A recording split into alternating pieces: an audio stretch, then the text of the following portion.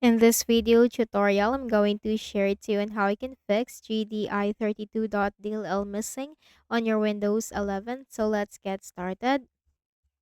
The first thing that we need to do is to check the system type of our Windows. So go to the Windows search bar and type system info. Click on it under the best match. Take note of your system type and then simply open a browser. Search for the missing DLL and put download. Hit enter.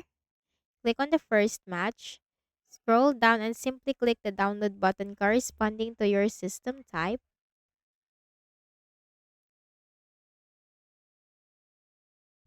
Wait for this to be downloaded.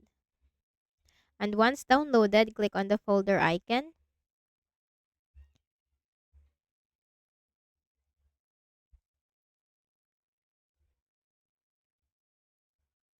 And then simply right click on the folder, select extract all, click on extract. Copy the DLL file, right click, select copy. Now go to this PC on the left pane, double click on the Windows C drive. Scroll down to the Windows folder, double click.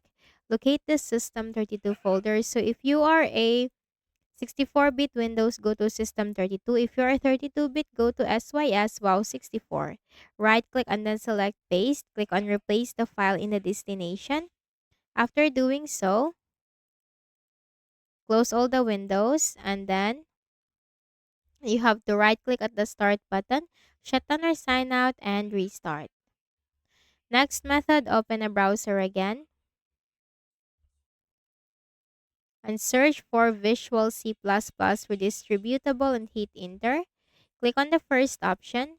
Scroll down and simply click the download link corresponding to your system type and simply install the Visual C++ on your Windows 11.